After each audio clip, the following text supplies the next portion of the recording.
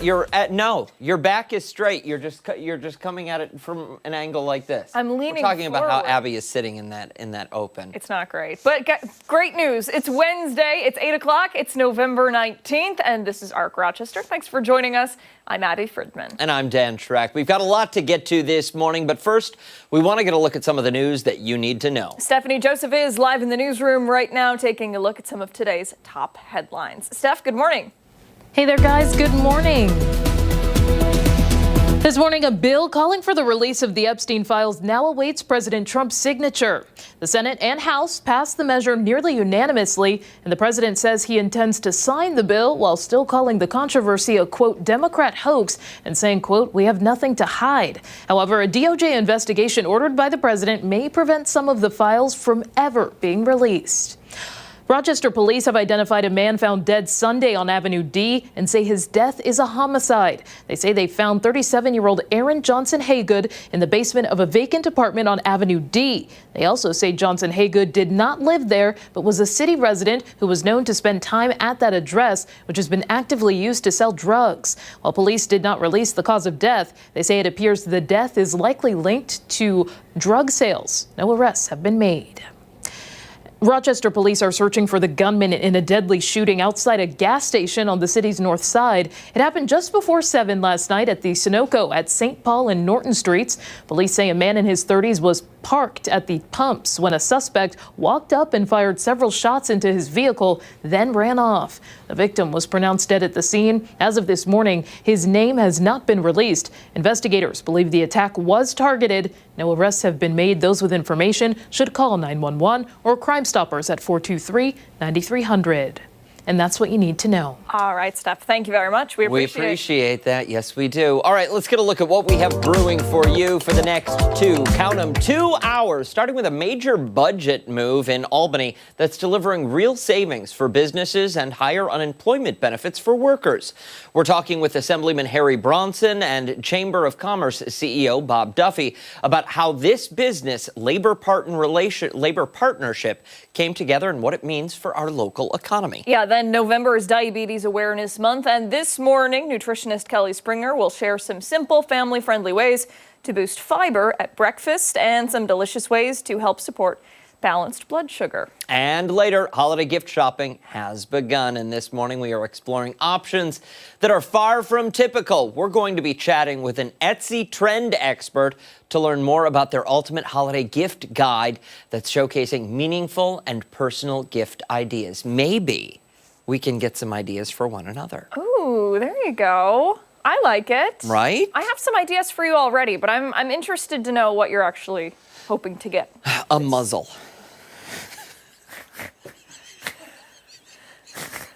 Okay.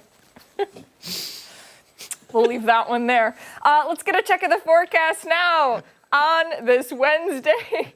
Do I dare ask? Do I dare draw that one out? You know, Marty, I think sometimes we just have to let it lie. Yeah, keep going. We just gotta. Many times that's good in life. Yeah, just keep on going. But yeah, today we're going to see some sunshine. That's the good news. We're going to see a little bit of that try to work in across the area. For the time being, you can see the clearing that is out there, but just one little shadow being cast across the region right now. We will see some clouds from time to time today. It's going to be a story where some draw in from Lake Ontario. But in general, we'll get back into some breaks of sunshine on and off. 24 right now. So again, just a chilly start to the day. A lot of places have started off in that 20s range. There were a few places that were as low as the teens earlier this morning. Those numbers have come back up just a little bit. And in general, these numbers will rise back into the 40s going into the afternoon, mostly lower 40s, back and forth between a little bit of Lake Ontario cloud cover and some sunshine today. So mostly lower 40s for highs, still below average by a little bit, but not by an extreme amount. 47 tomorrow, which is a bit closer to average. Maybe a couple showers by the end of Friday. We'll be right around 50 at that point. And then we just kind of settle out in the 40s as we head through the weekend, early next week as well. So overall, pretty quiet for many of these upcoming days. Again, that risk of rain comes up a little on Friday, but likely not a big quantity of rain, but that'll be our next chance of seeing a few more showers across the area. A little bit of sunshine out there, though. Yeah, I think we'll go back and forth a little bit. A little cloud cover builds in from the lake, then some breaks of sun. So kind of back and forth, but at least some sunshine, which is always nice. I think we just pay attention to the sunshine, forget about the rest of the stuff, and we'll be fine. Absolutely. Very true. Accentuate the positive. Mm-hmm. All right. Thank you, sir. Okay. All right, let's go off the top and start with some things that have piqued our interest this morning. I'll start things off today with a pretty typical love story that eventually turns not so typical, and I want to know your thoughts on it, so hear me out here. Boy meets girl, they fall in love, they get married, and they live happily for quite some time. Here's where the story changes, though. Because life is cruel, the girl sadly gets terminal cancer and dies. The guy then freezes her body in the hopes that once the cure for cancer is discovered, she can come back to life and be treated for it. Maybe you remember this story from 2017. Guy Juman made the choice to cryogenically freeze his wife's body. She was actually China's first cryopreserved person. Her body was stored in a container at a science and research institute with a temperature of negative 320 degrees. Well, now in 2025, he is in some hot water for getting a girlfriend. He tells news outlets that once his wife died, a part of him died too. He said it was devastating, so much so that he actually developed health complications because of all the distress. He had a medical incident and nobody found him for several days. He was alone in his house needing help and nobody came to look for him. And he said that that was a wake-up call. He shouldn't be alone. So when he met a woman who reminded him a little of his late wife and someone who made him happy, he decided to pursue a relationship. Now they are living together. They've lived together for quite some time. He says he is still committed to his wife and no one will ever replace her. But still, he says he has to live his life. This has caused quite a stir among people on Chinese social media platforms. They are saying he's not committed to his wife and he's not committed to the girlfriend. He's simply in limbo. They're asking, why start another relationship altogether if your plan is to bring your wife back once the cure for cancer is discovered? So I want to know your thoughts on this. Well, we all grieve differently. Yeah. I think this might be an extreme of grieving, having someone cryogenically frozen. Yes, I would agree. Because it sounds to me like he has not moved on from his wife enough. Mm-hmm. Sure, if you want to have her cryogenically frozen, go for it. But you do that with the understanding that not only do they need to come up with the cure for whatever type of cancer she had, they need to come up with a way to unfreeze these bodies and reanimate them. Right. Something that is unlikely to happen in his lifetime. Right. So while it's a wonderful effort, you have to think, poor guy just needs counseling.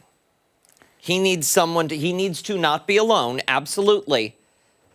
And by not being alone, he needs to be in an office sitting across from someone and having these difficult conversations, explaining his emotions. I wish that, I wish that 2017, this guy would know what he knows now. Because I'm sure that he's thinking about it and he's like, man, I really should have just maybe given her the burial that she deserved. Now she's donated to science. You know what I mean? Yes. I don't know that undoing any of that, though, would... I think he's still going to be connected to his wife on some level. Absolutely. And I think that's absolutely okay. I don't think it diminishes his love, emotions, the relationship he's currently in.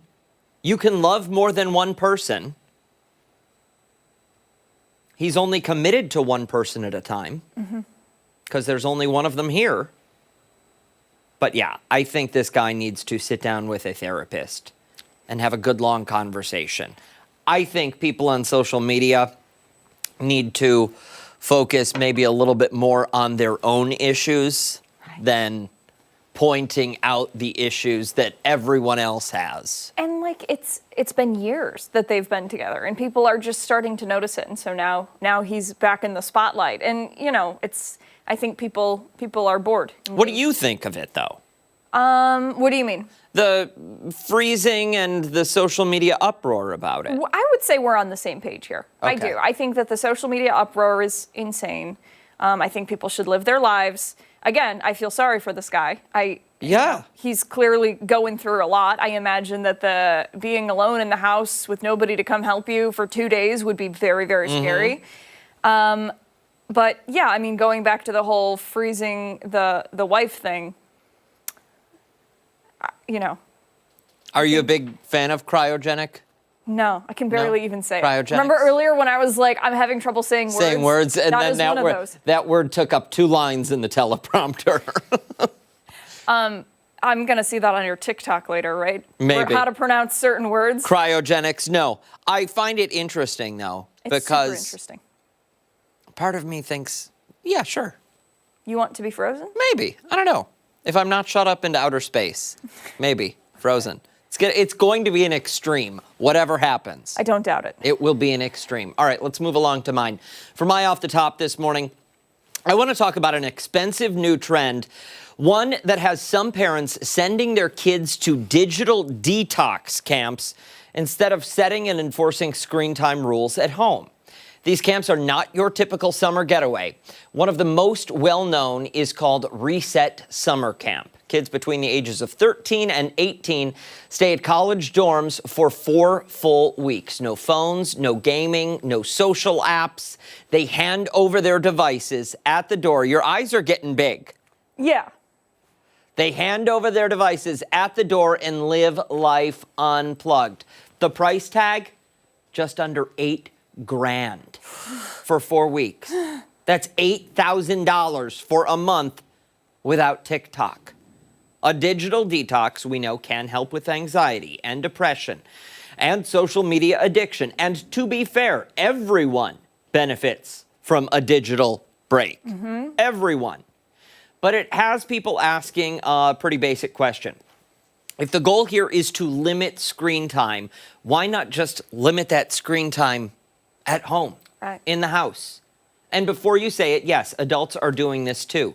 There is an adult version of this camp, Camp Reset, where grown-ups go 4 days phone-free in the woods in Canada. Prices for that vary, but past years have ranged from $500 to more than $1,000, depending on the location and the activities you take part in.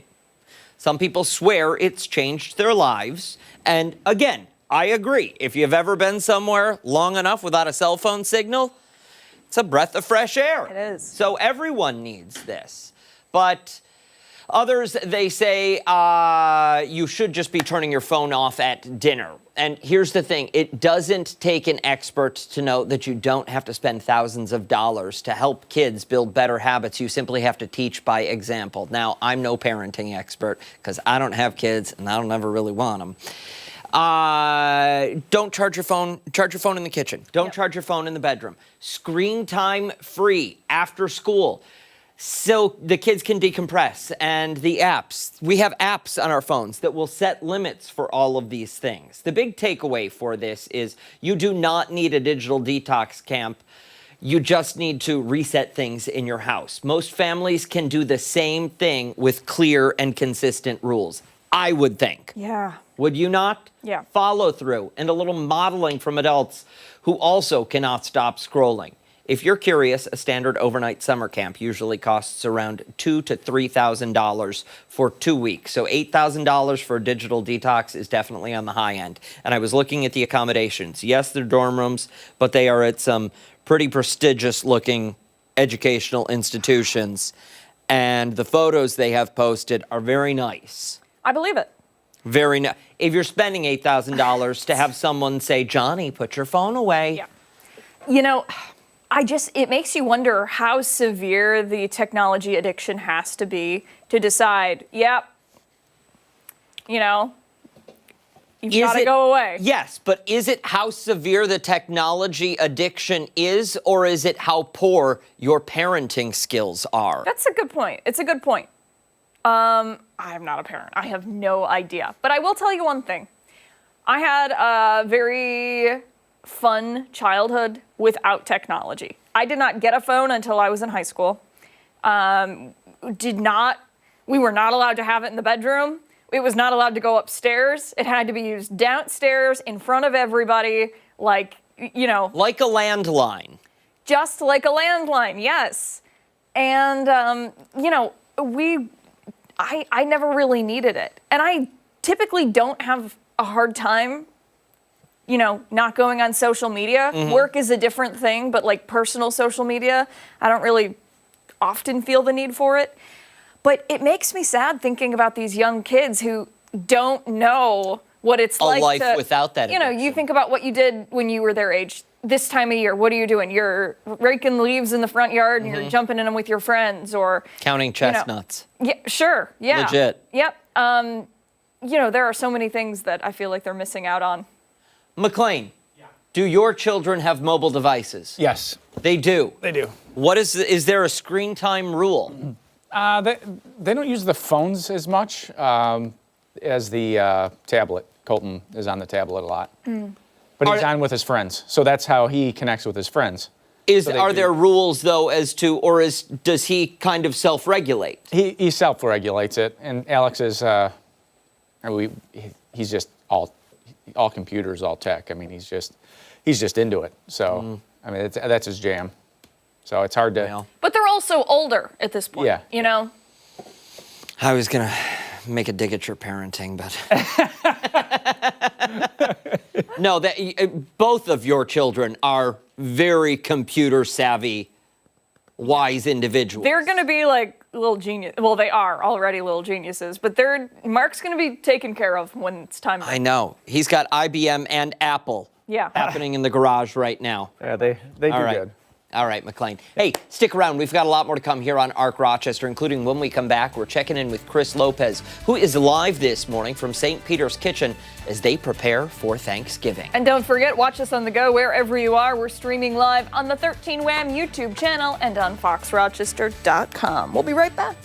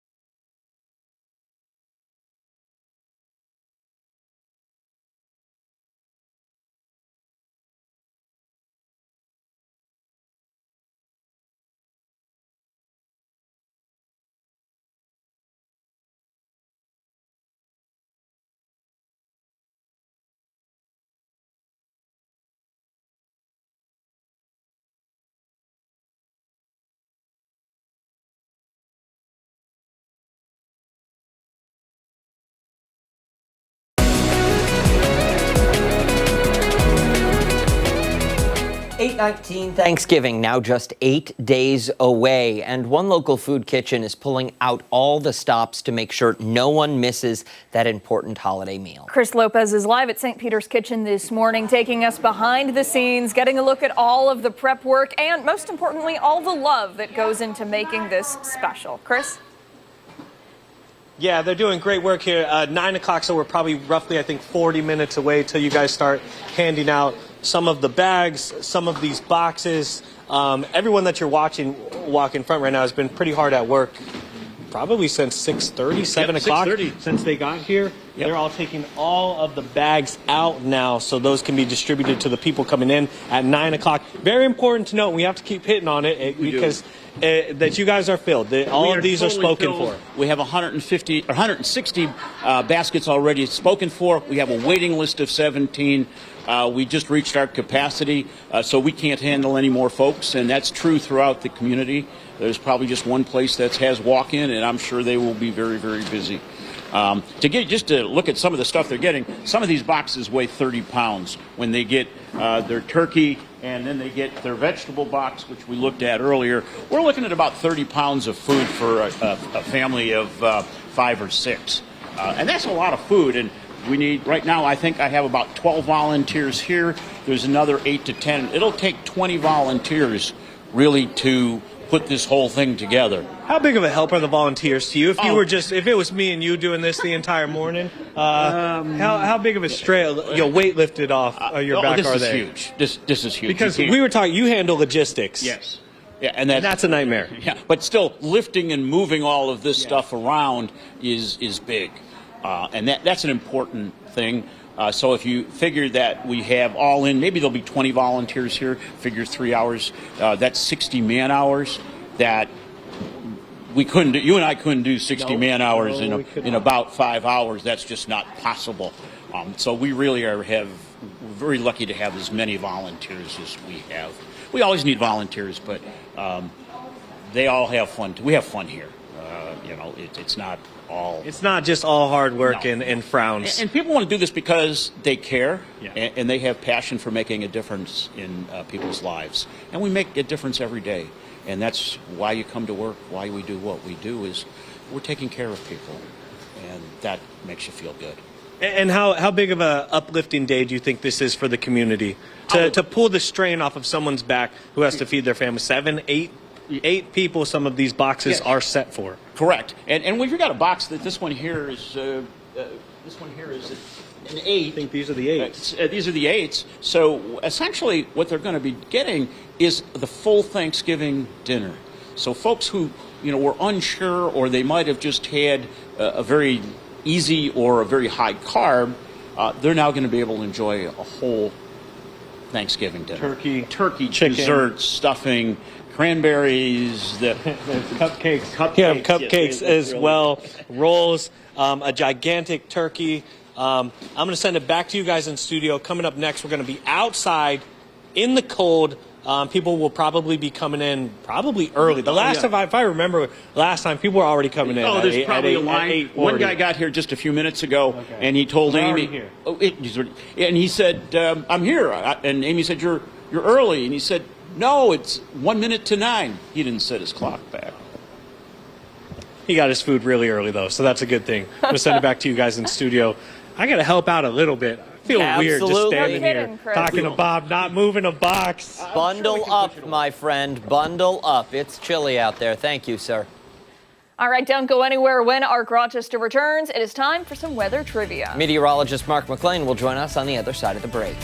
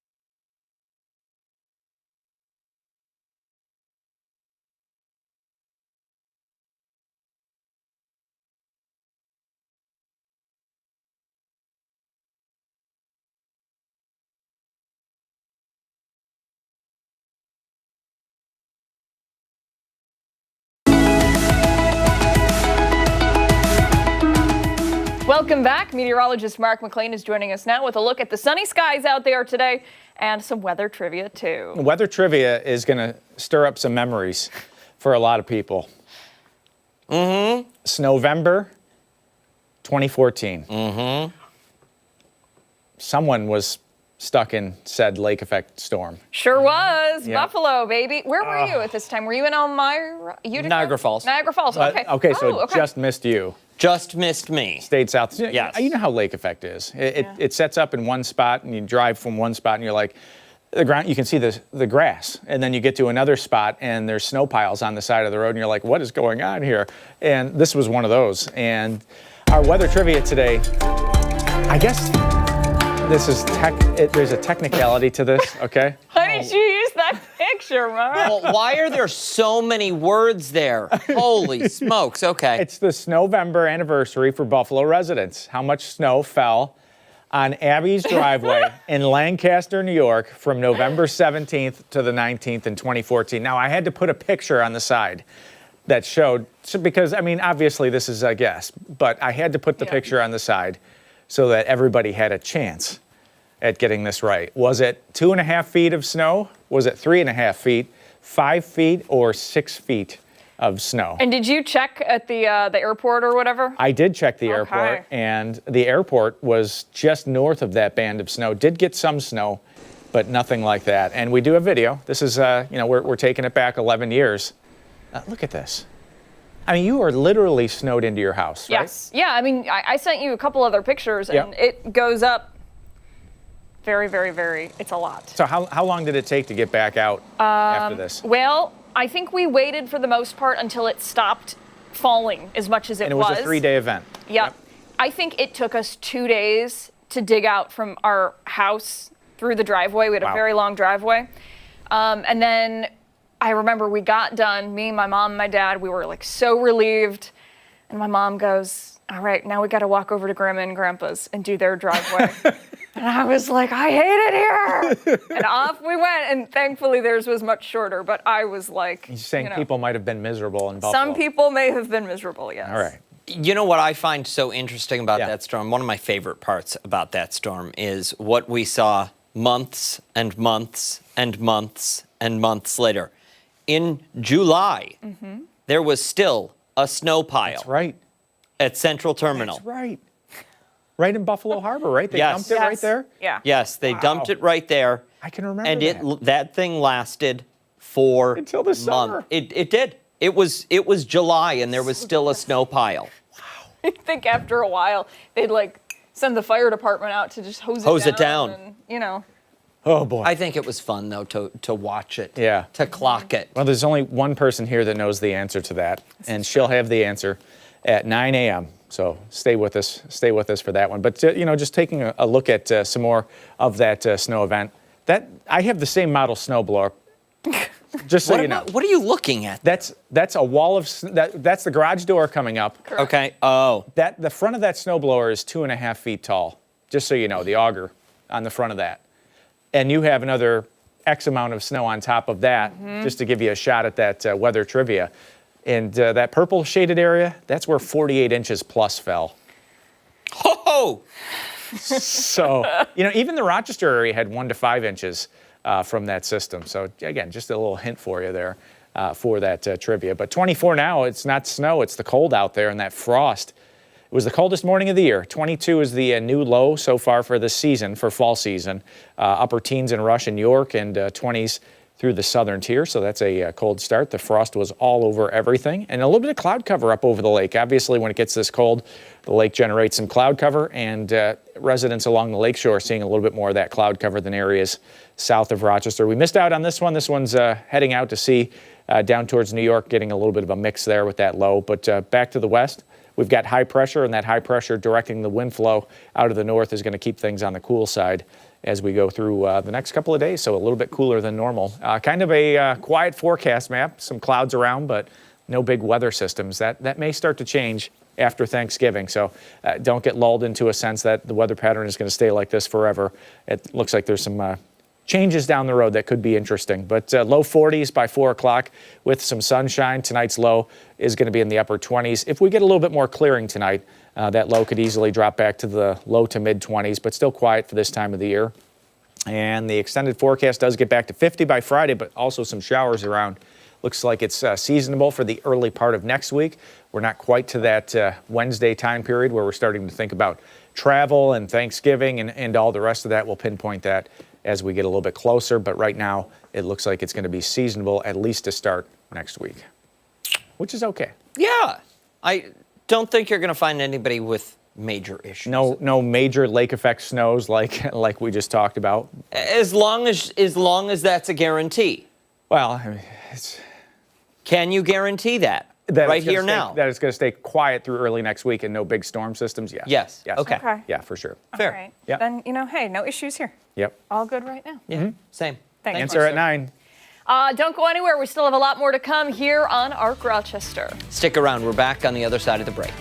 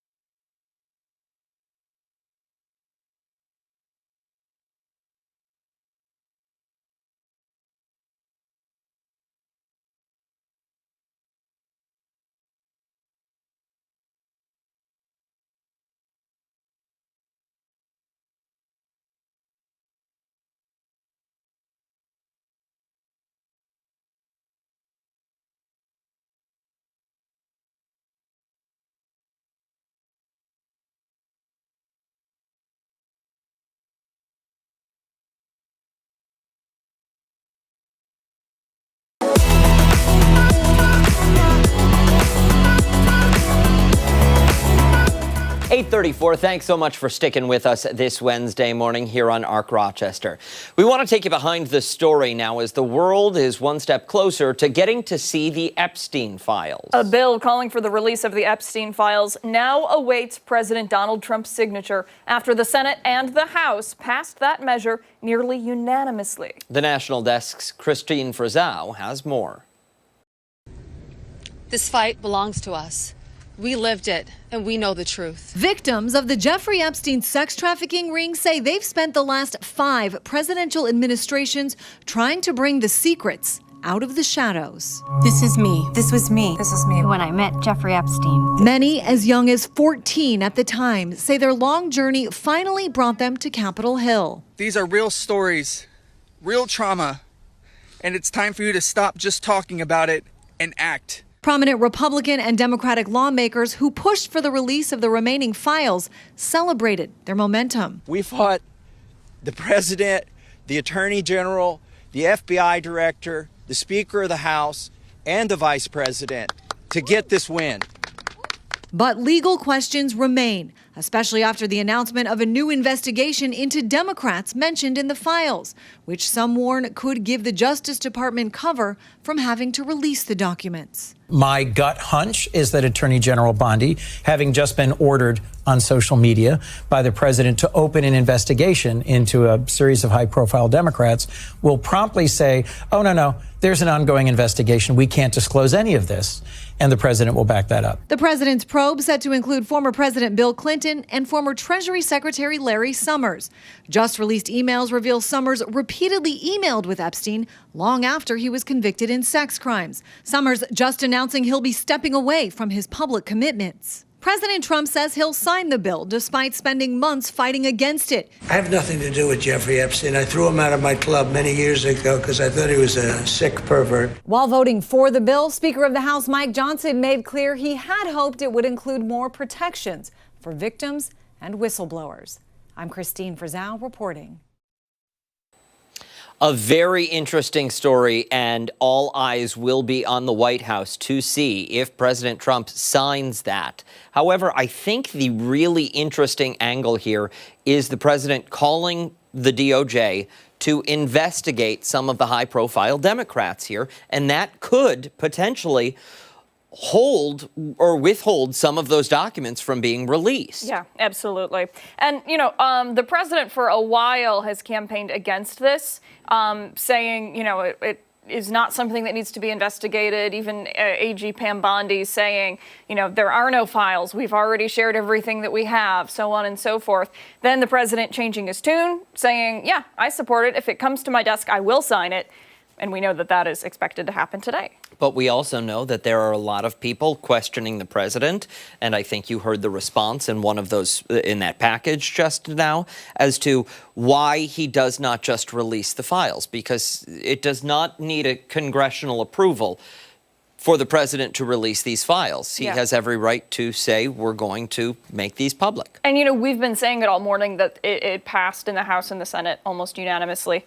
427 to 1. Mm-hmm. That was, people voting for it versus against it, yay or nay.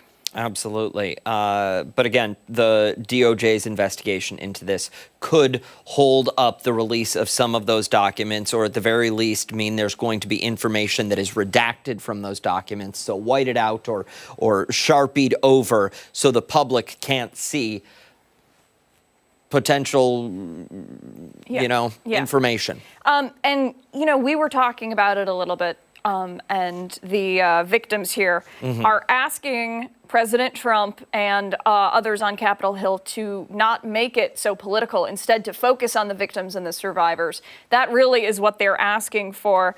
They want those files to be public, but they're also saying, please remember that none of us wanted this to turn into something so divisive. We just wanted justice. I think that's where we're at, though, where it's going to be a political fight, regardless of who you're fighting for in this situation. And these victims, they do deserve, I feel, more respect than they're going to end up getting. Yeah. When the light shines on these papers and we can finally see them. Yeah. Like you said, I'll be very interested to see what is shared, what is not shared, so on and so forth. We did hear from some lawmakers from our area sharing statements with 13 WEM. I think we may have those if we can pull them up. We'll start with Claudia Tenney, who said to 13 WEM, quote, "The American people deserve to know the extent of Jeffrey Epstein's depravity and any other individuals that were complicit in his heinous crimes." And Democrat Joe Morelli, he again voted in favor of the release, and he said, quote, he just wants to continue to distract and distort and take away from the real challenge here, which is getting the information out to the American public so the American public knows what happened. And it's something that everybody is curious about. You ask anybody and they want to know what actually happened because so many people were impacted. It seems like there were so many people involved. And, they're saying now it's time to shed light on it. And that time could be today. We just have to wait and see. Again, a story we will continue to follow for you, both on air and online at 13wham.com and foxrochester.com. Much more to get to this morning on Arc Rochester. When we come back, we're going to check in once again with Chris Lopez, who is helping the team over at St. Peter's Kitchen. They're getting ready for Thanksgiving. They certainly are. And don't forget, you can take us on the go wherever you are. Arc Rochester is streaming live right now on the 13 Wham YouTube channel and foxrochester.com. Stick around. We're back on the other side of the break.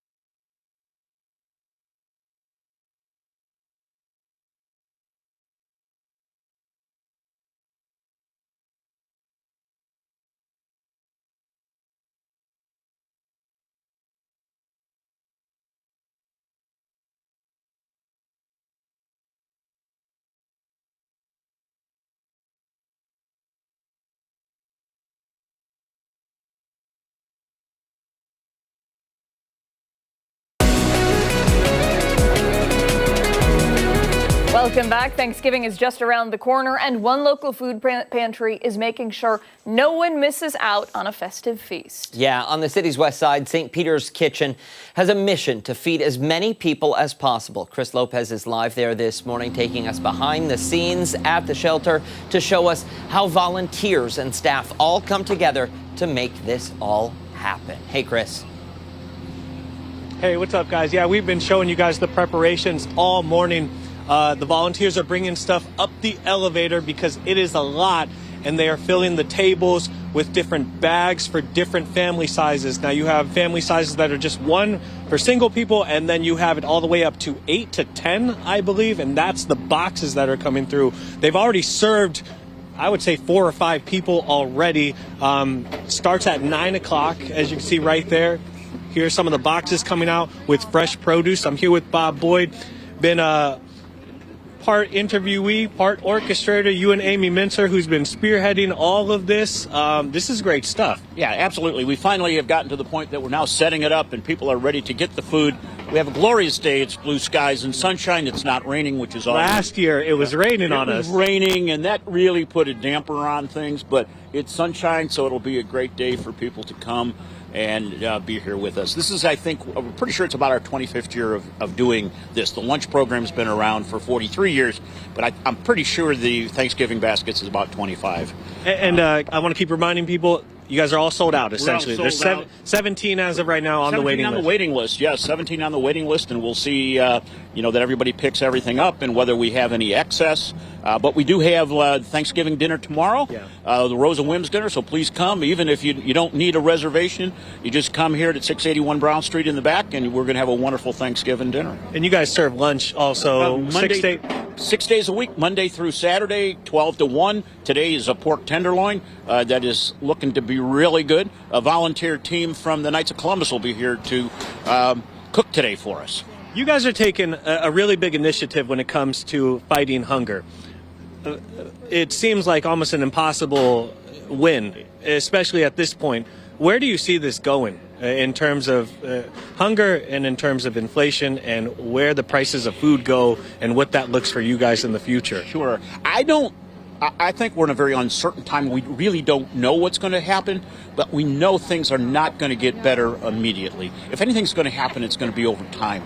We got through this month's SNAP crisis. Yep. Okay, that's down. Now we got the SNAP certifications that need to come in. That they expanded the rules where it used to be you had to work between the ages of 18 and 50. They've extended that to 64. Okay. Well, that's great, but you either have to be in a volunteer work or in a program, a training program. There's no capacity in the training program, even if you wanted to get in one today. But I think there's still a lot of deep problems that are going to work their way through the system. And that's what's going to take time. We got the Affordable Care Act coming up where people are going to have to decide, do I get insurance? Do I have my drugs? Do I have food? HEAP is gone, so you don't get any heat assistance. So this is a glorious day, and if you don't have HEAP, you won't have your furnace on today.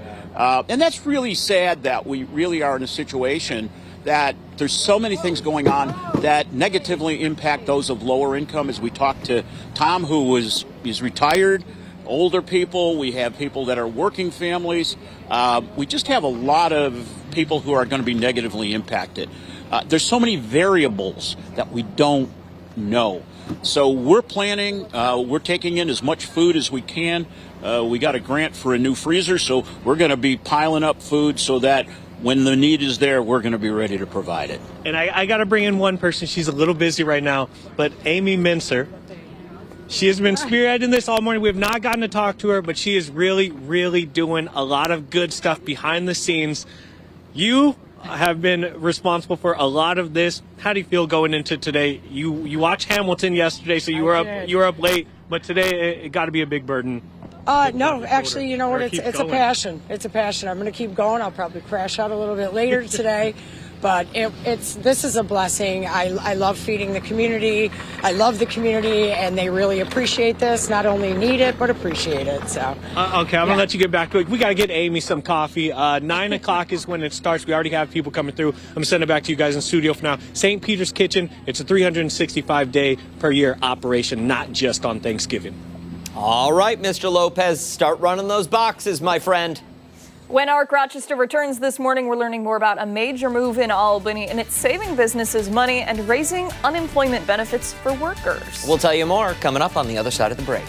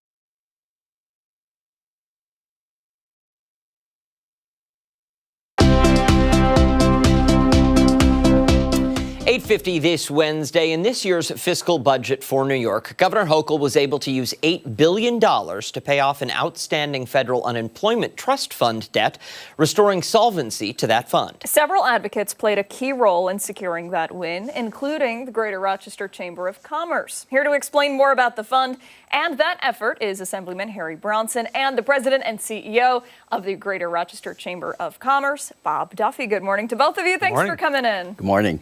Let's talk about this. We called it a win for New Yorkers. Put it into layman's terms what we just talked about, because I think some people might not realize just exactly what this means. So if you'll recall, during COVID, many businesses were required to shut down or to lessen their hours. So that in turn required employers to lay off a lot of workers. We had historic numbers of people in unemployment. So we had all these benefits we had to pay as a state, and our state unemployment insurance fund became insolvent. We didn't have enough money. So by law, we're required then to borrow money from the federal government. We borrowed $10 billion. Employers throughout the state over the last few years paid down $4 billion of that. So what we needed to do is to get that paid off, to lessen that burden on employers, and that's why the Chamber was so supportive. The New York State Business Council was supported. But on the other side, workers were not able to have increases in their benefits because when you have a debt owed to the federal government for unemployment, benefits cannot increase. So the benefits were stagnant at the 2019 level of $504.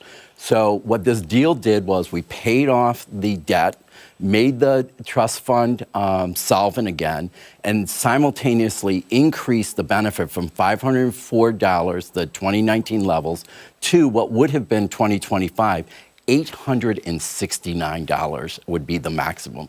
So this really was beneficial for the business community, removing that tax burden that they had, but also beneficial for workers who might find themselves unemployed by increasing the level of the benefit. So business owners are paying less in taxes because this fund is now solvent, and those who file unemployment claims are receiving full 2025 benefits because that's solvent. Businesses are saving money like you wouldn't believe. I'm going to really, two people I want to give great credit to, Harry Bronson and the governor. $8 billion paid off that took away this debt. One of our members paid $400,000 last year. This affects every business across New York State. It's a tax. Mm-hmm. If you fast forward with federal uncertainties, it would not have happened this year. So timing is everything. But Harry was dogged on this. The governor had great courage to sign off and approve it. Certainly, we support it and push for it. And every business benefits from it.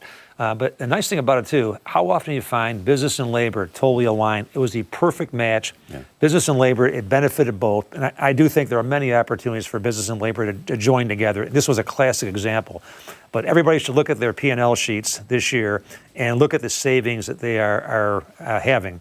But it is a huge savings. And I don't think people maybe across the board realize how big this was across New York State.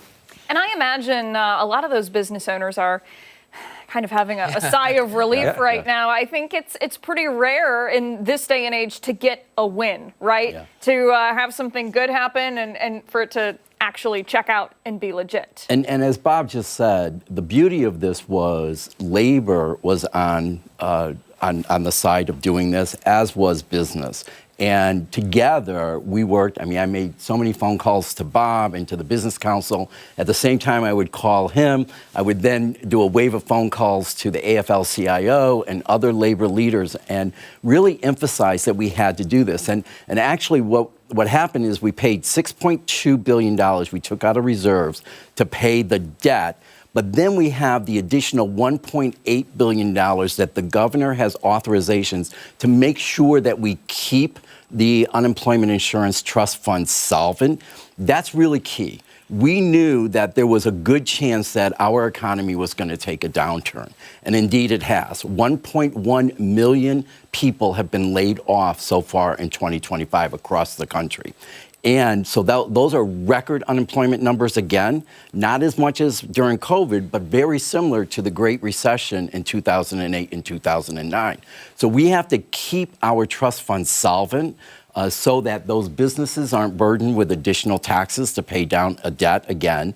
And the governor has the flexibility of an additional $1.8 billion to keep our trust funds solvent. And Harry's point, if you think of the benefits staying flat for all those years, like anything, it just would not sustain a family who was hit with unemployment. And then the businesses, as I mentioned, the high point for us was $400,000 from one of our members.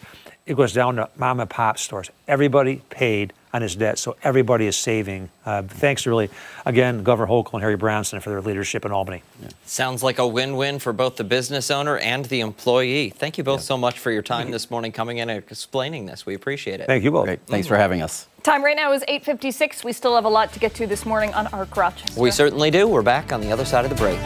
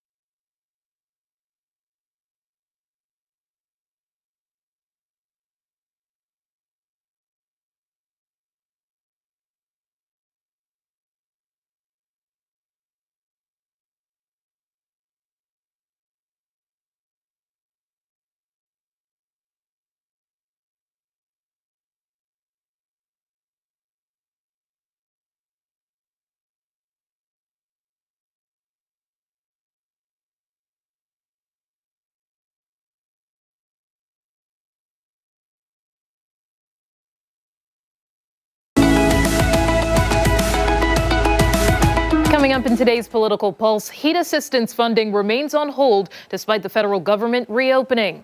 I speak to a local social services commissioner about how they're addressing next steps. That's all coming up in our 9 o'clock hour. Arc Rochester returns after this.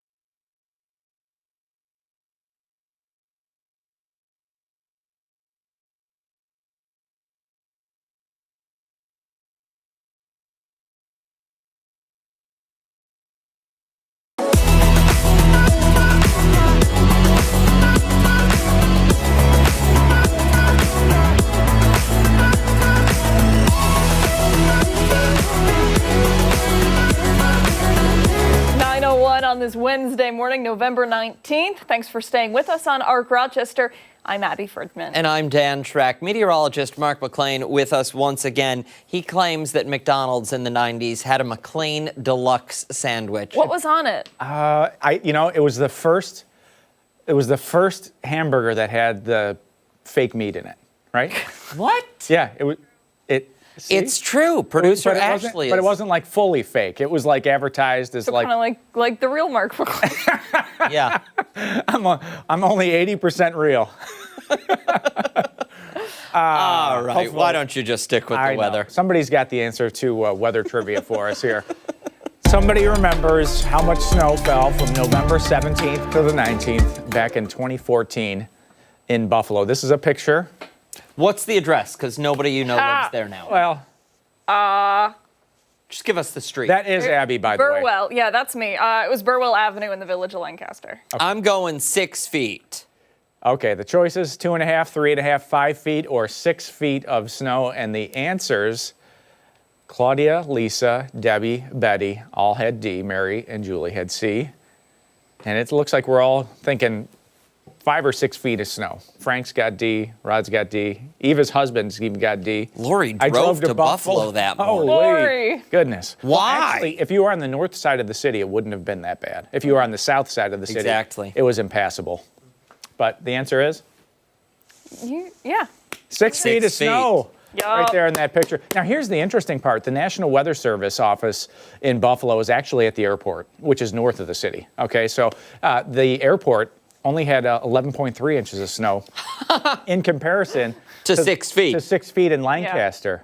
So, and there were other parts that saw upwards of 7. Yeah. So my brother and sister-in-law had just bought a farm in Alexander, New York. They had 4 feet of snow in southern Genesee County, and that's almost halfway into the county. So just to give you an idea of how far that fire hose of snowfall off Lake Erie went, it did go quite a ways. I can remember getting some snow in Spencerport from that, but we were on the very fringe of that band. It did meander back and forth a little bit, so we only had an inch or two of snow. Here's some of the video of the residents digging out. So how long was it before you could get out the end of the driveway? Me? Yeah. 2 days. 2 days. If I'm remembering correctly. We also had to go and brush the snow off the roof. Yep. So that it didn't collapse.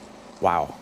Yeah, and that's a ton of snow. I went to Oswego, and they would take the plows off the front of the trucks there, and the big ones, and they would put, the augers on the front of the plow trucks, and they would basically turn into snow blowers going up and down 104. Yep. And I imagine some of the DOT there probably had something like that going on too. The painful part about watching those poor people out there shoveling and cleaning off their cars and everything, it's still snowing. Yeah. As fast as you're getting it off of the vehicle, 3 inch an hour snow it's rates. collecting. Yeah. If you weren't out there every 4 to 6 hours, you're buried. We would shovel for I don't even know how long, maybe an hour, maybe 45 minutes, and then we'd come in, we'd put all of our clothes in the dryer, wait for it to be done in the dryer, put them back on, go back out. We go, and it was 2 days of that junk. That's pretty wild. Yeah. Yep. How many times did you threaten to leave your family for making you go out there to shovel? Well, where was I gonna go? I don't know. You're not going anywhere. I was like, I can't even find my car. That's why I was so excited, and my parents took that picture because I was like, I gotta find the car so I can get out of here. Yeah, some of the pictures were wild. Yeah. Pretty crazy. But talking about snow in the forecast, and we'll eventually get back to that down the road, but it'll be the end of November probably. Our seasonal snow update in comparison, just 4 inches. Just 4 inches. If we get to 5 inches in a weak La Nina season, there's strong correlation to near normal or above normal snowfall in winter. So if we don't want that near normal or above normal, we need to stay below 5 inches. Yep. For the rest of the month. For the rest of this month. And the weather pattern starts to turn after Thanksgiving. Can we do it? It's possible, but given how warm the lakes are right now, even a minor to moderate lake effect event would easily drop an inch of snow. So we'll see. I mean, Thanksgiving's late this year also. So there's not a lot of runway after Thanksgiving for November. So we'll have to see if we can get through next weekend, not this weekend, the following weekend. We'll see. But November's been cold. There's no doubt about that. The average temperature is about 40, which is about 3.5 degrees below normal, and just about every day for the last 2 weeks, with the exception of the weekend weather, which is deceiving anyway, because that high temperature came in late Saturday evening and early Sunday morning before that temperature plummeted. You remember the Bills game on Sunday? It was freezing there. It was windy. It was in the 30s. So a little deceiving there that Sunday square is above normal, but the early morning temperature was. And speaking of above normal, this little guy. Cheetah's back. Cheetah's back. Had to give him some. You know, cats and toilet paper. Toilet paper. You ever have like a kitten get a piece of toilet paper in its mouth and just run through the house? We had that happen once. Were we holding one piece and it was still attached to the roll? It's easy to find the cat because you just follow the breadcrumbs. Oh my gosh. Yep. Through the house. And then they look up at you. And the head goes sideways like, what did I do wrong? I have one that has a fascination with rolls of paper towel. Oh, well, that's fun. We like paper towel. Uncoiling the oh wow. That's fun. Yeah. Oh, it's fun. Yeah. Just helping you clean up the house. You know? Exactly. Doing her part. It looks like Friday is the only day with wet paws on the Muddy Paw Outlook. And if you have pictures of your pets, we love to see them here on the air. It's 13wham.com/chime in. We've got some space there for the rest of this week. So. We need a turtle. A turtle? I don't think we've had one yet. I don't think we've ever put a turtle on there. We've had all sorts of animals on there. My in-laws have a turtle. Do they? Do you have a picture of it? It was my husband's pet growing up, and the turtle just lives with them. Still around, though. Rex, yep. Rex. Yep. Let's get a picture of Rex on the air. Okay.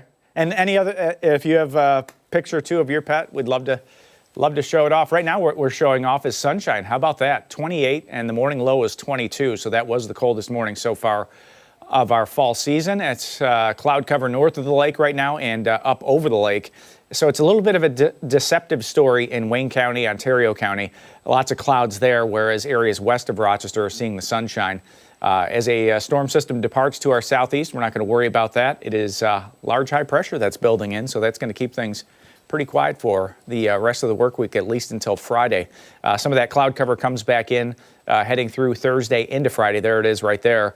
And we'll watch that. It looks like we get back to some showers through the course of Friday. Not a lot of rain around, but we have to leave that chance in there. Low 40s this afternoon with some of that sunshine, and upper 20s tonight, a partly to mostly cloudy sky. That's quiet for this time of the year. 7-day forecast still does not have any big storms on it.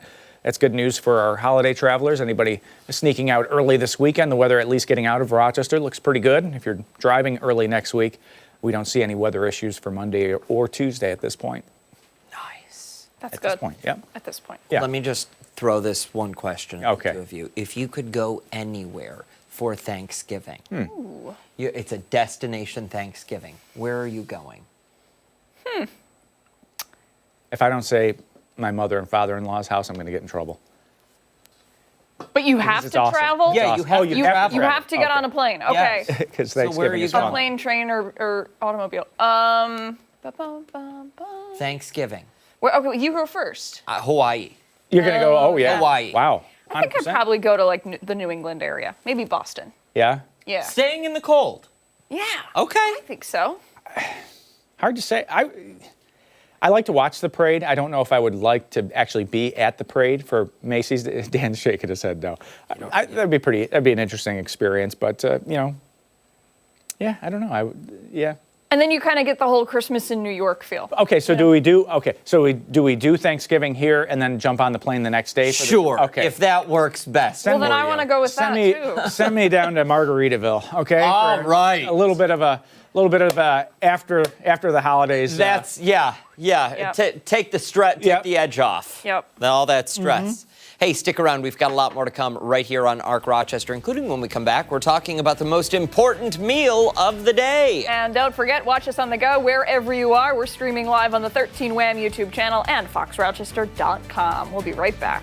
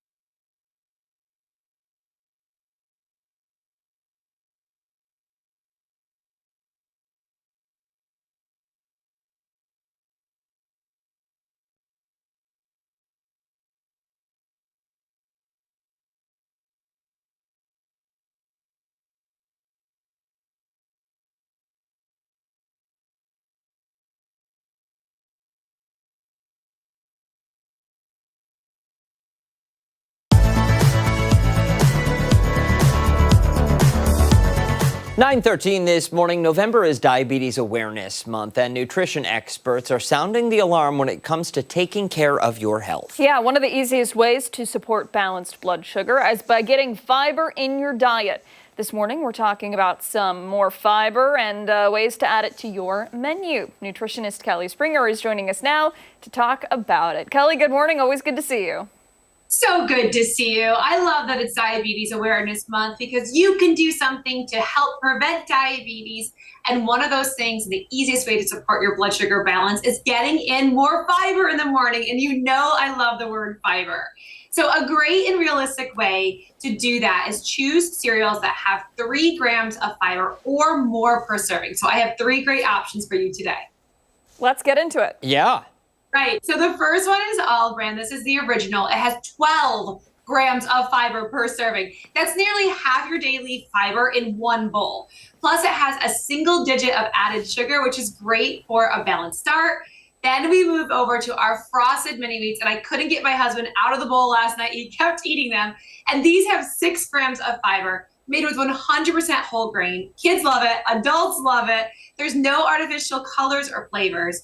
And then we move into our Raisin Bran, which has 7 grams of fiber and just the right touch of natural sweetness with those raisins. So if you want to add a little bit of milk or yogurt or even some of our fruit that you see here, it's perfect eaten in the morning or as a dry snack. Well, Kelly, it is 2 scoops of raisins in every box.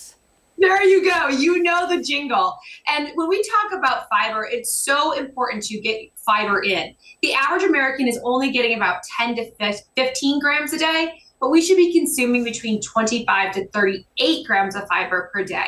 So it's really important that we get that because fiber is a complex carbohydrate. It's going to aid in digestion, regulate blood sugar, and keep you full longer.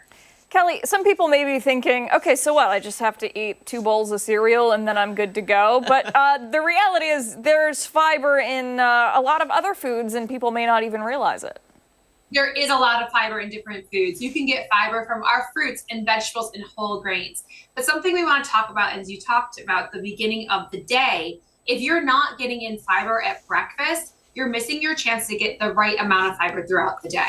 So making sure that we are starting that day off right with our whole grains, with our fruit, with our veggies.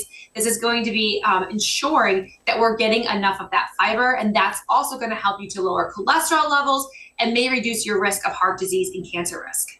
Kelly, I don't want the Kellogg family to get upset with me when I ask this, but I'm wondering what alternatives are there to cereal? I don't buy cereal. I can't keep it in the house because I have an addiction and I don't eat just a bowl. I only eat it by the box. So I don't buy cereal and keep it in the house anymore. What can I start eating for breakfast that's going to give me that same amount of fiber? All right. So something that's really good that we love doing here is adding in some beans. Like black beans to your eggs in the morning can really help to increase that fiber amount. Also, if you're adding in some like chia seeds, that can really truly bump it up. So if you're doing like a smoothie, for instance, you could add in that too. So there's lots of different ways to get fiber in. And this is something that Americans are struggling with, of not knowing how to get fiber sources. So every single plant food is going to contain fiber. From your whole grains, so look for 100% or the word whole on the label. All of your fruits, all of your vegetables are going to contain that fiber source. Beans, asparagus, broccoli, all of those different foods, if they are plants, they will contain a fiber source. Very good. Kelly Springer, always good to talk with you. Always good to get this information. And, I guess it doesn't matter whether you're having a bowl of cereal with milk, which we know milk can provide a lot of good qualities as well to your diet, or you're eating it by the box full, just with your hand laying in bed. With soy milk. Or with soy milk. It seems like these are pretty good options here. Absolutely. And just get in more fiber. It truly is going to help with your diet overall and truly help reduce your risk of diabetes. Kelly Springer, always a pleasure. Hit them with the socials. Where can they go to learn more? Definitely go to kellyschoice.org. Book your dietitian today. We can help you, covered by insurance. And definitely check out Kelly's Choice _nutrition. We're going to be doing tons of giveaways starting December 1st. Really excited there. And you, of course, can go to Kellogg's and look at all of the nutrition that you can find from these incredible options. What time should Abby and I be there for Thanksgiving dinner? We're going to be in London. I just heard, where do you want to go? My daughter's in London and we're heading over. Well, house party at Kelly's I then. think our plane ticket is in the mail. I think that's what it is. Probably. Thanks, Kelly. Probably. Yeah, we appreciate Thank you, Kelly. Have fun. Thank you. Stick around. When ARC Rochester returns, Steph will be here breaking down some of our top political headlines. Political Pulse coming your way next.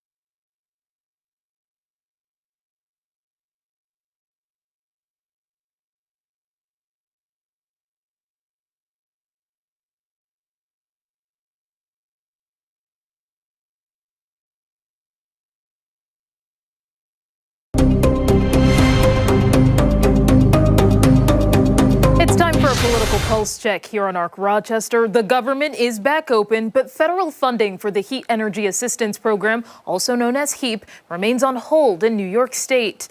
Earlier this week, Governor Kathy Hochul urged the Trump administration to release $400 million in funding for HEAP. She says 1.5 million New York households rely on it to heat their homes as the months get colder.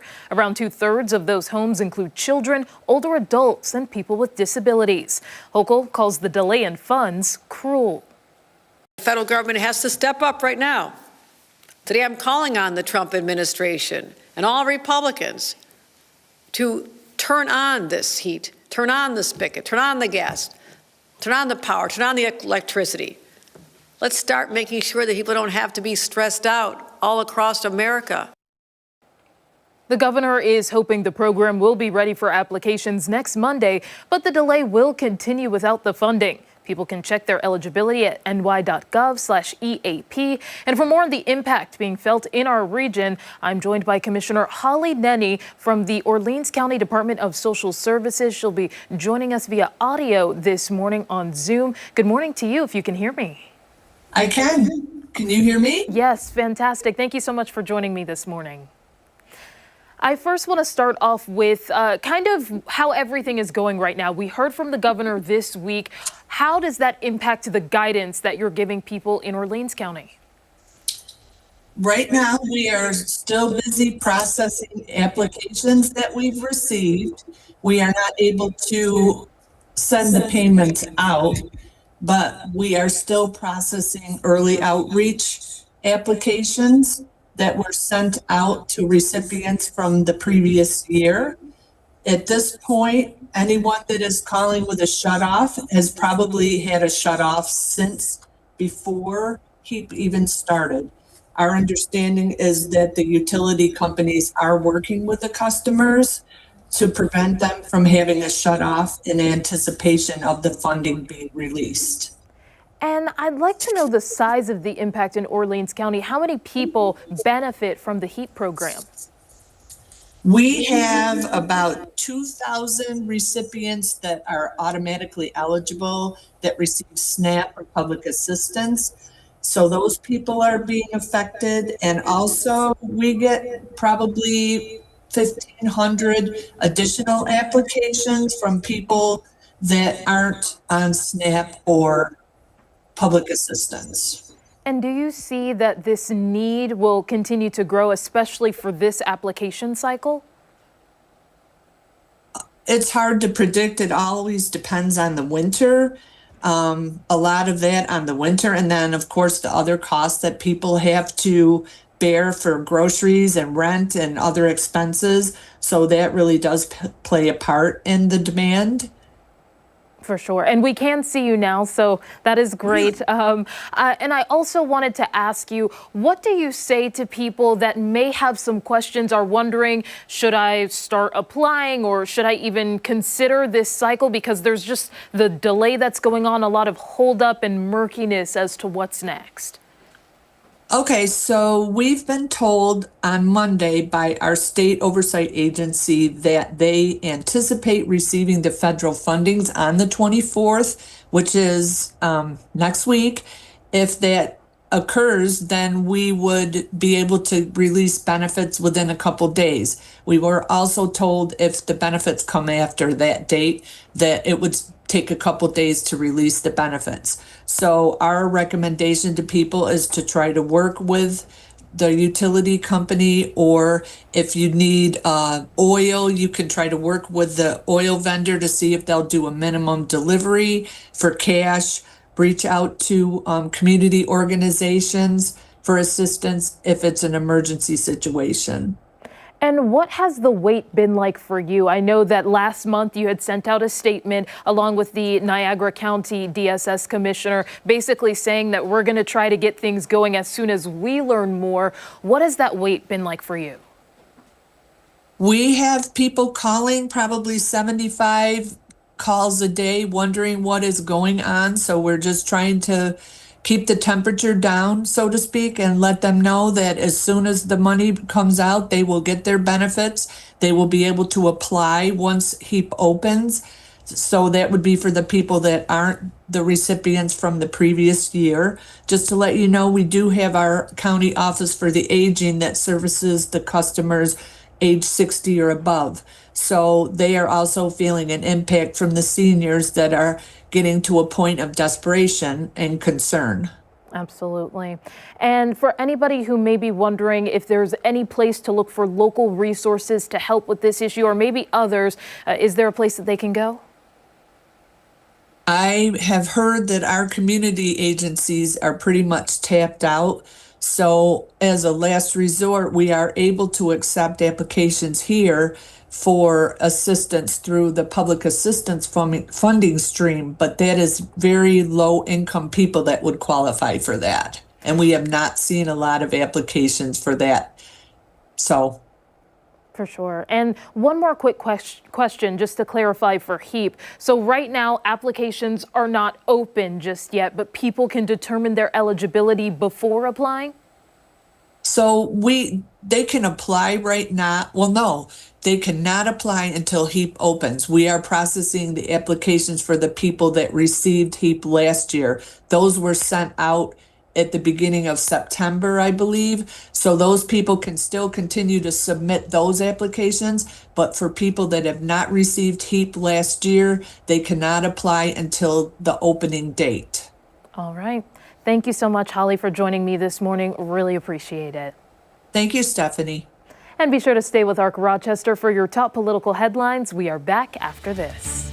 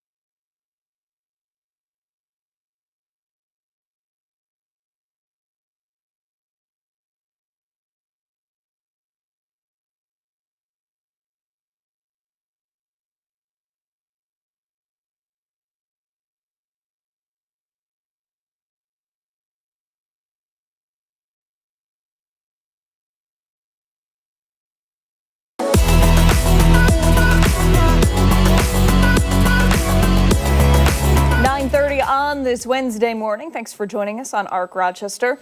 1 month from today, a show that's become a holiday tradition returns to Rochester.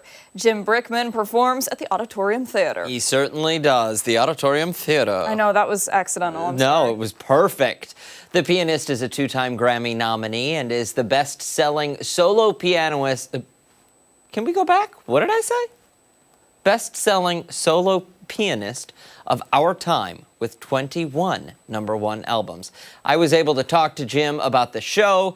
He set his camera up right at the piano. Here is that conversation.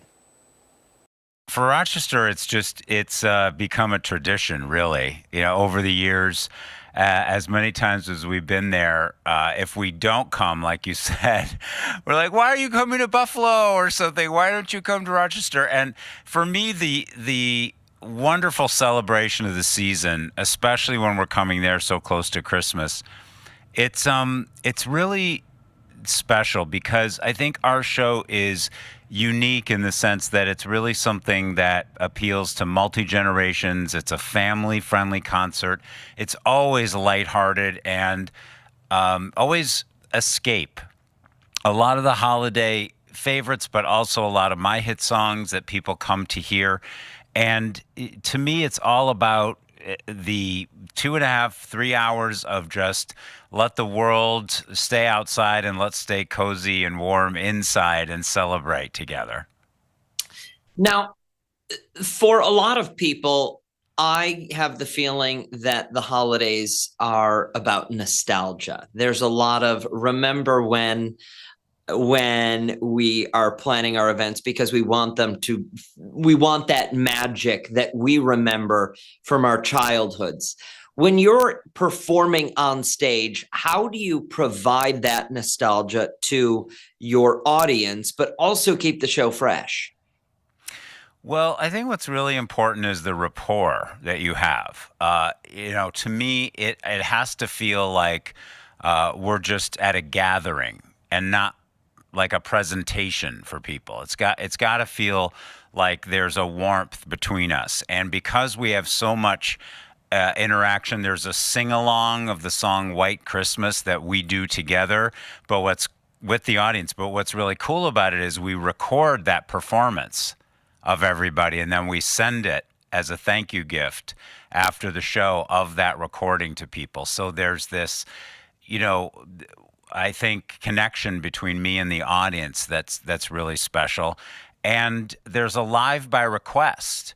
So there's chances if there's a song that is really special to you and your family, you can request it and then we do it, so that we get a lot of people who share their stories in the context of the environment. So I think that's one of the things that's really special, that interactive quality, as if people are in my living room and we're just having a get together. And to provide that lighthearted humor, a lot of laughter, a lot of tears, happy tears, and emotional moments that bring you back to those days. That's what music does. That's the power of music, is to take you back. We know just how stressful the holidays can be for everyone. You're gathering with oftentimes people you haven't seen in 12 months, and you may sit on different sides of the table, if you will, and you're meant to have conversations with them. And I truly believe that music does have the power to do that, especially live music has the power to bring people together unlike anything else. I want to know, though, what the holidays mean to you personally. Well, I've been on tour for 28 years at holiday time. So essentially, I celebrate Christmas every day for 6 weeks.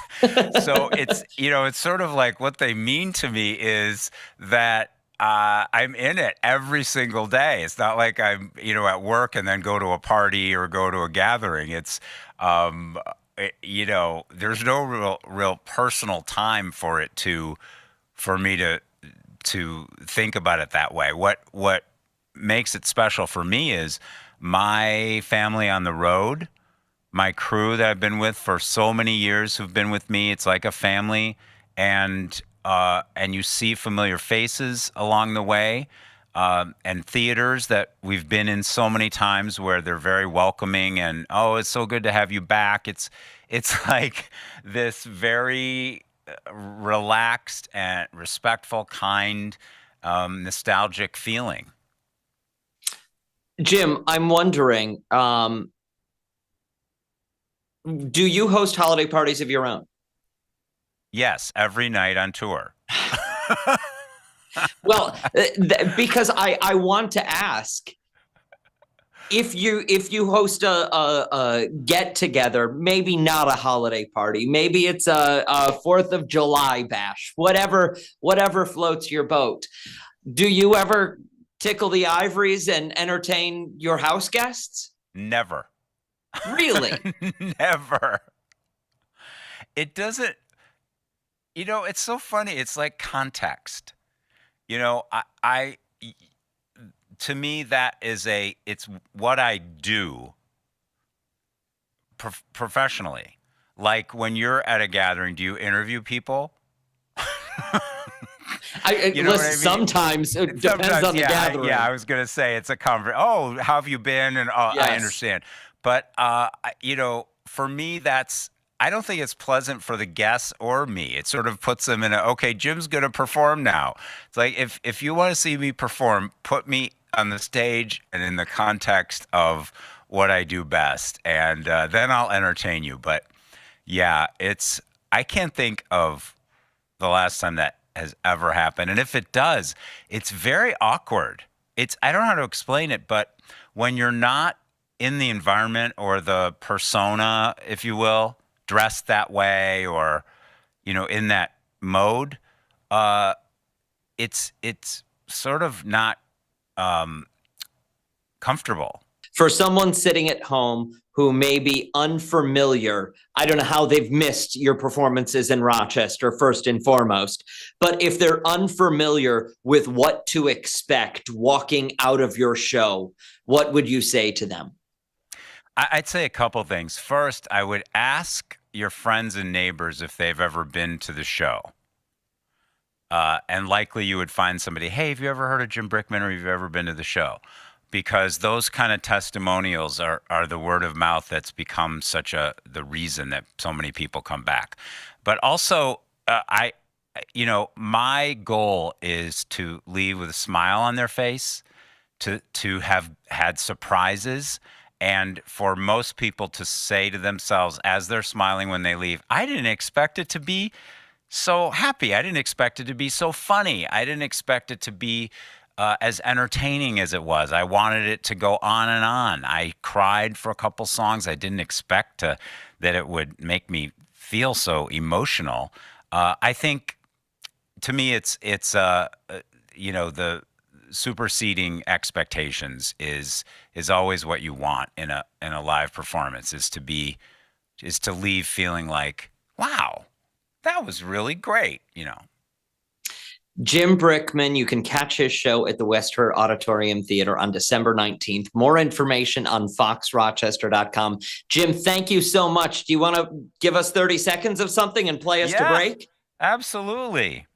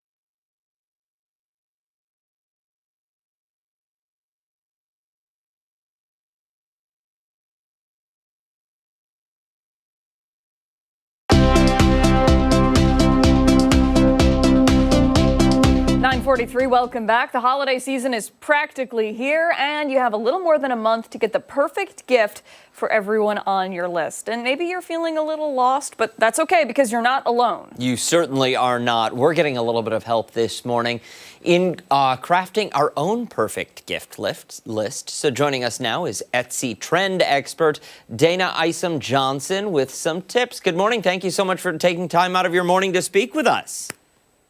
Good morning. Thank you so much for having me. Absolutely. Let's dive right in. What are people searching for on Etsy this holiday season? Well, I have to tell you, the first thing is that people are really shopping with meaning.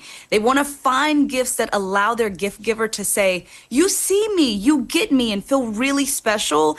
And so I'm so excited to announce our Cyber Special, where shoppers are going to find items up to 60% off. You are going to find the most incredible, well-crafted, unique, creative items that are still affordable. And again, really make that person feel like, I see you and this is a special item made just for me. Some of these images that we're watching right now are pretty incredible. Unique gift ideas, no doubt about it. When it comes to Etsy, I think one thing that maybe draws a lot of people in is the fact that you're technically supporting small business owners, right? Small artists, so on and so forth, but you also have the convenience of shopping right on your couch. Absolutely, all of the above. So you are going to feel great about your purchase because whether you are supporting a small business in your local city or from across the world, you know where that money is going, you're supporting that creative business, and you know that their love is completely poured into this item that they are hand making just for you. Dana, for someone who has been living under a rock for the past decade and they still think there's only eBay out there, explain what Etsy is. Etsy is the destination for handmade and vintage items. It is over millions and millions of sellers from across the world who are dedicating their creativity and their unique talents into all of the items that they make and that they source. Again, whether it's handmade or vintage items. And you're just going to see the most unique things you've ever seen. Yeah, you know, I will totally admit here, I spend a lot of money on Etsy. The vintage stuff, we love the homemade stuff. Yeah, I mean, really, it's probably a problem. My only wish, if I could have any wish this holiday season, is that there was like 2-day shipping for some of this stuff. And I know, trust me, I know, because it's handmade and it is taken, you know, all the artists, they take a lot of time to make it perfect. But man, I'll tell you what. You just need to order in advance, my friend. I know. I have a solution for you. Oh, you do? All right. I have a solution for you. So first, to your comment, yes, special takes time. So let's always consider that. But the next thing is, if you are in a time crunch, I have 2 options for you. The first thing is to set that filter so that you can choose arrives here in 4 days, arrives here in a week. You want to make sure that you're choosing to shop locally so that you're not worried about those potentially long delivery times. My last suggestion to you, well, actually 2 more suggestions. The other suggestion to you is to purchase items that are downloadable. So these things can be downloaded right there from your couch. You can print them out from home or your local printer and still have that personalized touch. So you can do personalized illustrations of you and your fur baby, personalized illustrations of your home, illustrations of your family, all of these things that can be done and downloaded and given to that person within just a day or so. Dana, we're running low on time. Before we end it here, Abby, cover your ears real quick. What should I get for Abby for the holidays? Okay, so to get for Abby, she cannot hear us. No. To get for Abby, I want you to go to the Etsy Top 100 curated list. That's going to narrow things down for you and find the perfect item for her. And again, if you find something the day before, you can get that downloadable item or you can get her an Etsy gift card since she loves Etsy so much. Top 100 curated list. Got it. Thank you so much for your time today. We Yes. really, really appreciate it. I like jewelry. In case you were wondering. This is true. Diamonds. She likes diamonds. Of course. Thank you so much for joining us this morning. We really appreciate it. Hey, when Happy Art holidays. Rochester returns, we are taking a look at some of the stories that have people talking this Wednesday morning. Yeah, Trending Now is after this.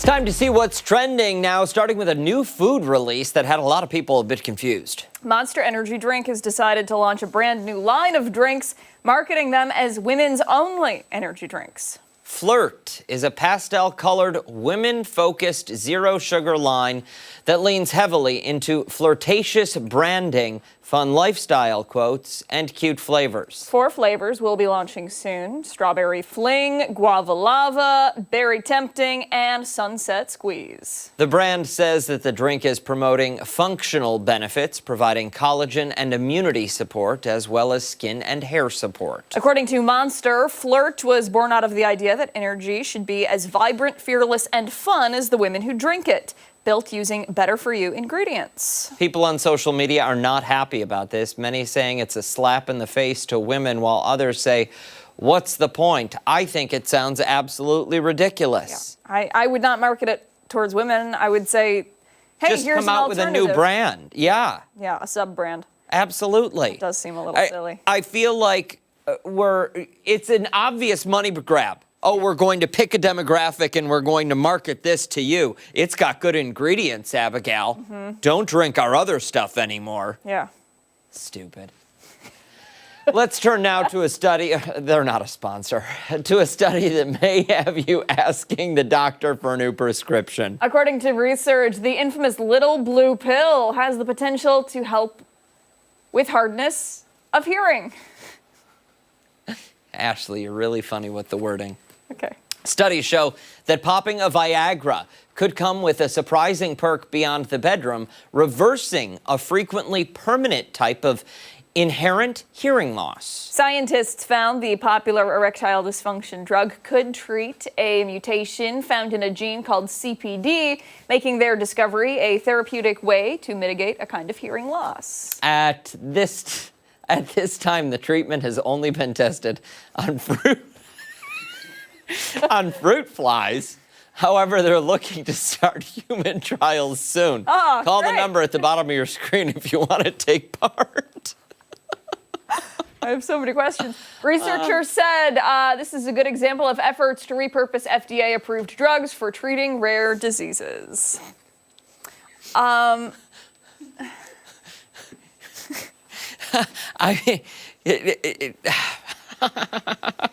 We're going to go to break. When our we have to go to break. Returns, it's our final thoughts. We'll be right back. Oh, come on. Go to break. Please.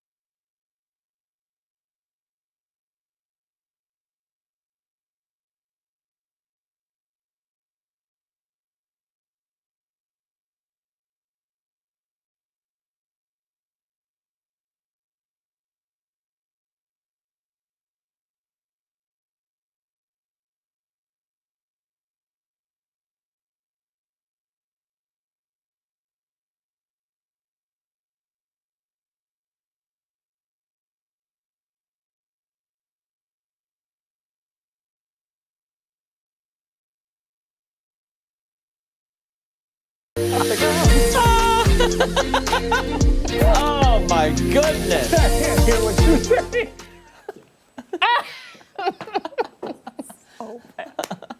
Oh man.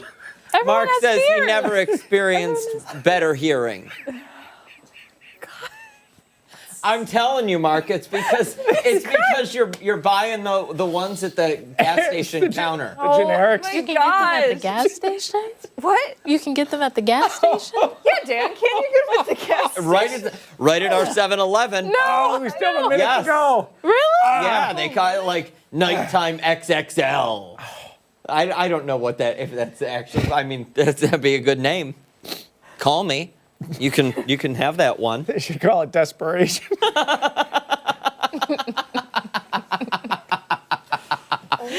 guy's crying. Yeah, he's crying. He's crying. That does it for us here on ARC Rochester. Make sure to wake up with us again tomorrow morning, starting at 4:57 on 13 Wham ABC. That's it. Join Steph and Mark later today for 13 Wham News at midday. Talk a little louder. He can't hear you. Mark, can you hear me? No.